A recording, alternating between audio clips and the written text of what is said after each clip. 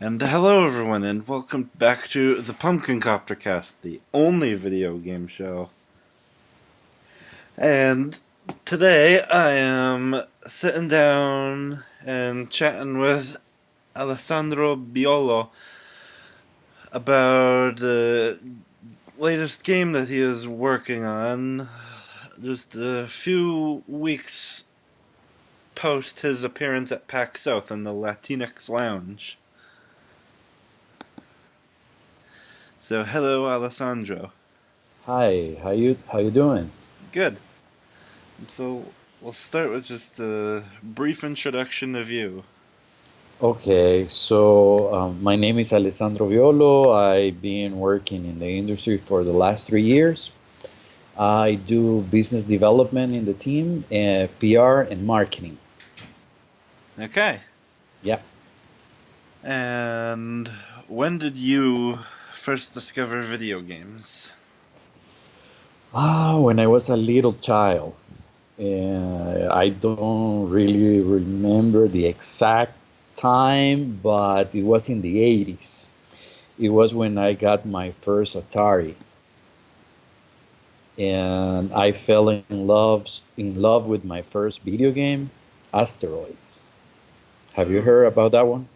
I've heard of it. Yes, I've heard quite a bit of it over the years, and I think I Yeah, played it at least once. yeah, you're a little spaceship in the middle of the screen, and there are some asteroids around you, and you got to destroy the asteroids. Huh. Yeah, and that's how I fell in love with video games. Okay. Yeah. And what would you, like, aside from Asteroid, what would you say was your favorite game and/or games growing up? My games growing up. Yeah, well, I played so many games over the years. In Atari, I remember playing Pitfall a lot. That it was like Uncharted, and growing up with a lot of Nintendo titles, Double Dragon, Bad Dudes, Teenage Mutant Ninja Turtles, and all the sports games that were at that time, like Tecmo Bowl. I don't know if you ever heard about that one. I think so. Yeah, okay. These are like really retro titles. Mm-hmm. Yeah. Okay, and what would you say is your favorite game and/or games now? Please don't put it that difficult. That's too hard. That's a very hard question. There are so many games that I can't really say that I have a favorite because I like different genres and I get stuck with some games for a long time. So, but maybe talking about one that I can say that it was one of my favorites was Metal Gear, but Metal Gear the first Metal Gear on Nintendo. Ah, Yeah, so it's like a early 90s game, so I would say probably would say that one as my favorite game, but I like saying that is the very first game I ever played, so it's difficult. So it's very difficult with saying what's my favorite title. okay. Yeah. And, and now we can move on to the main meat and potatoes. My top three. Uh, Okay. oh, go Yeah. ahead. I can maybe say my top three games per platform, and that would take a long time. Yeah. Okay, and Okay. so if we were at PAX or a similar video game convention and someone stopped by the booth you have, how would you break down what your game The Last Friend is? Okay. The last friend, it's a tower defense and a beat 'em up mashup of saving puppies. Okay. Yeah. So basically, another pitch that I would use is Plants vs. Zombies meets Streets of Rage. Okay. Huh? And uh, Do you want to know about the plot? by all means, go right ahead. Yeah, okay. So this is there was a chemical warfare that few humans survived, and after the war, some humans turned into mutants, and mutants are taking away dogs, and we have to find out why mutants are taking away dogs. Stories say that they might be running experiments or that they might be eating the dogs, so nobody knows what they are doing with dogs. So you have to go across all this beautiful world that we have created to find out what they are really doing with dogs. Huh. Yep. Okay. And like, where exactly did the idea for the game come from? Well, it comes from within the team. We have okay.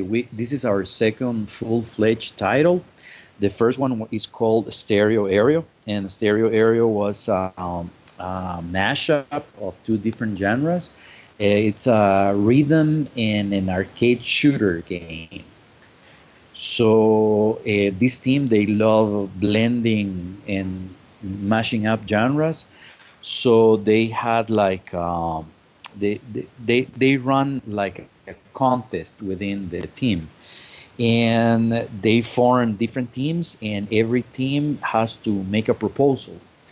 So there were two teams that proposed. We had four teams, but in the end, there were all boiled down to two teams, and one of them were they were they had this idea of having a tower defense game, while the were talking about more a beat 'em up game. So they said, why don't we blend these two genres? And they came up with the Last Friend. That's how it happened in real life. Huh. Yeah. So And they like running contests. They do a lot of brainstorming. They are artists. Most of them are artists, and they like to do a brainstorming. They like to have a story behind. So they like to run these contests within the team to create the next IP or the next animation or whatever they are working on. okay. Yeah. And I mean, you already kind of answered the next question already, but um, when making The Last Friend, was combining, beat 'em up style gameplay and tower defense, was that always the idea when the game was first thought up, or was it decided to combine those two games like as it was being worked on? No, it since the very beginning because, as I said, these two teams they were like pushing their ideas within the team, and one of the teams really wanted to develop a beat 'em up game, like the old arcade beat 'em ups from the 80s and 90s, and but there were within the team that they wanted to push for the tower defense gameplay. So they combine it since day one. They try to come up with this new mashup of blending two different genres. And to put it in perspective, is something that they have tried before with the previous game, but the mashup didn't do that well like in this one. Okay. Yeah.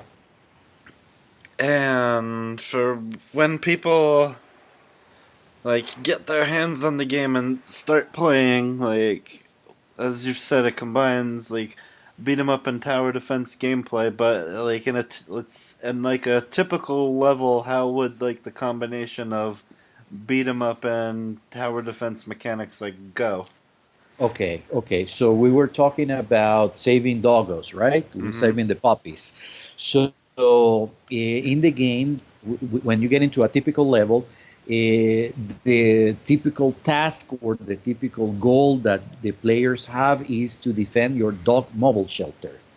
And your dog mobile shelter is an RV that the main character owns, and he keeps all his dogs safe in the RV.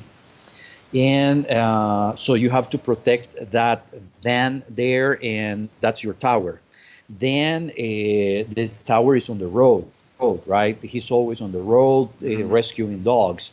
So basically, you have to defend the van in the road, and we have three lanes. So if you ever play beat 'em up games, you know that you can fight there. You can fight in the I mean the whole map. The whole move freely in the whole map. In the last friend, you can move, but in lanes. You have three lanes where you can move from left to right. So on these three lanes, you set up your defenses, and these defenses could be walls, turrets, or traps, but you are free to move on the three lanes, and that's where you get the beat 'em up part because you can use punching and kicking and grab enemies and throw them to different lanes. So you are free to move in the whole three lanes. That's how everything works in a typical level. Okay. Hmm. And I don't know if you got the chance to see the trailer or something. I luckily got a chance to check it out play the game, play the demo build that was there at PAX South this year. Ah, okay. So you did play the game. Yes. And any comments? Uh, How did you feel? I thought it was really good. It reminded me a little bit of. I mean, they play a lot differently, but it reminded me a bit of Double Fine's Iron Brigade, just because it combines like one genre and just kind of puts it together with tower defense. Whereas Hmm. the Last Friend is beat 'em up style Hmm. and tower defense, whereas Iron Brigade is kind of like third person. You're in a big old mech and tower defense, but I just I think I think it's neat that I'm seeing like more and more games like combined tower defense and another genre, and I think it's real neat. Yeah, yeah. And there is a game out there that is called Orcs Must Die. Yes, I have Have heard you? of that game. Yeah, so that's a tower defense game, but it's 3D. Yes. So when we were thoughting out about all the different mechanics that the game has, we took a lot of inspiration from Orcs Must Die, and we when we were starting with the project and we were pitching this to other people, we used to say that it was Orcs Must Die 2D Yeah. in a way. Uh-huh. And yep. And now what like is there any like single part of the game that you and the entire development team agrees was like the most difficult part, whether just because of what you had to put into the game or just like due to time or something else like that? What was the most difficult part of making the game? Well, the most difficult part, well, it's been two things. One of the most difficult ones at the beginning was balancing up the enemies. It took us a long time and a lot of testing with gamers to really polish uh, the AI, because at some point there were too many enemies or the enemies were too strong, whereas in other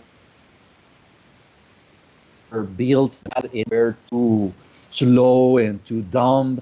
So and the game was too easy. So balancing that part of the balancing like the strategic part of the game was the most difficult part while we were development. Okay. And, and Oh, the other sorry. and the other one, it has well, it has to do with development, but not exactly as development per se. And it was the financial part of the project Mm-hmm. because getting a hold of finance as an indie developer is hard. We are based in El Salvador in Central America, Mm-hmm. and down here it's a little bit harder to get, well, not a little bit harder. It's really hard to get finance here. So there are only three of us who are basically working on the project, and we are investors at the same time because we couldn't get any loans from a bank. I mean, for the project, we got all the money. All the money that is running into the project is from our own pocket. So that's one of the difficult parts of the development. Huh. Yeah, I guess it sounds like that would be pretty tough. yeah, it is.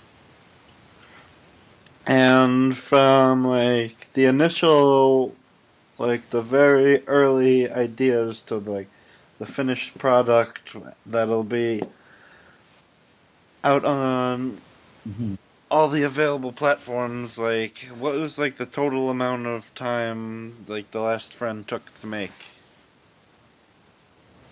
Well, the game is still under development. We hope to get the version by the end of this month, and then we have to do some porting. We have a lot of porting to do. We have to port to Xbox One, Nintendo Switch, PS4, and even to Steam. Is not a porting per se, but there are a lot of things that we have to do in the store, and the game will be also available on other storefronts. So that will take us at least 2 months. So in total, it would be about 6 months of development. Huh. So it's a long time. Yeah, and it's taking a little bit longer because of finance issues. We couldn't have more people working on the project. So at some point there were some bottlenecks that we didn't have enough people to do certain things within development. So we have to go through those bottlenecks, and we had to postpone the release because the release was supposed to be last year, Oh. but we couldn't hit the target last year, and we decided to take it slow, but in a way it was good because we were still polishing the thing that I was telling you about the enemies. So we were balancing more the enemy, so it was a good thing that it took us a little bit more. Okay. Yeah.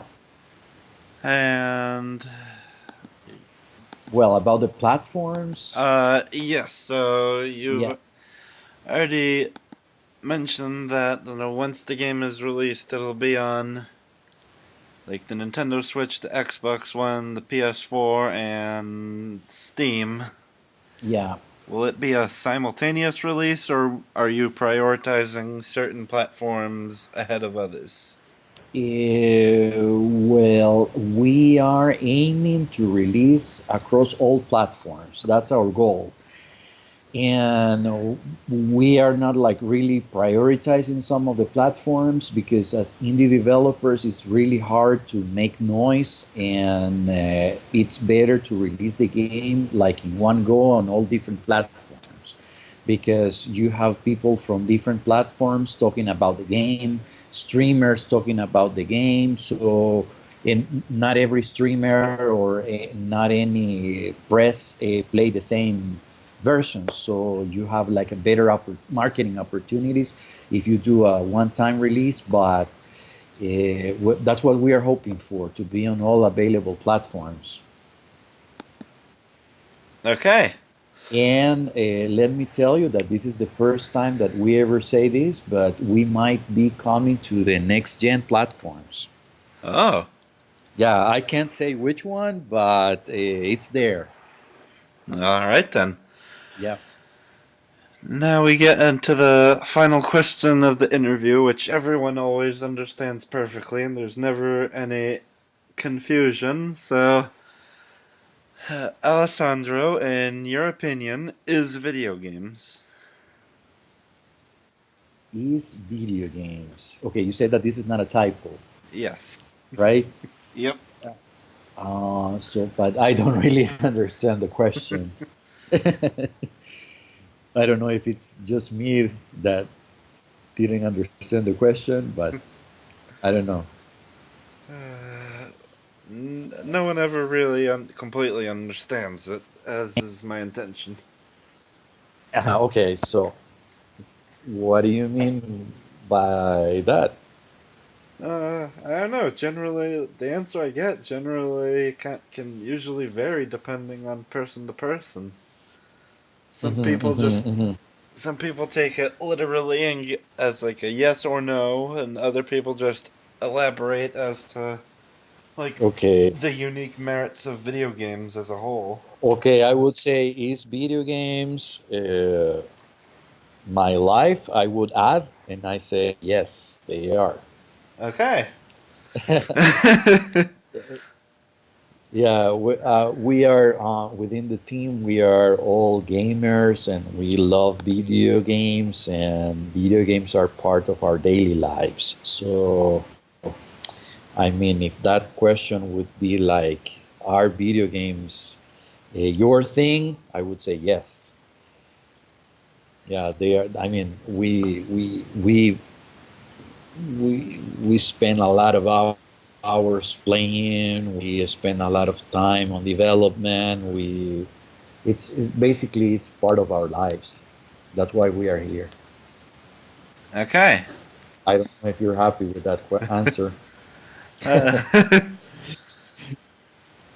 and yeah, and with that answer, that brings us to the conclusion of this particular episode of the Pumpkin Copter Cast. I would like to thank Alessandro Biollo for joining me and talking about this very interesting game that hopefully we'll be able to get our hands on before too long.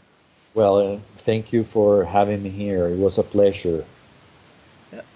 And yes, and if any of what I said is sounded interesting to the -7 people that actually listen to this show, if you just look up Stonebot Studio and look up their game The Last Friend, and be sure to keep an eye on that. Is there anything else, any type of social media or something you would like to plug before we sign off?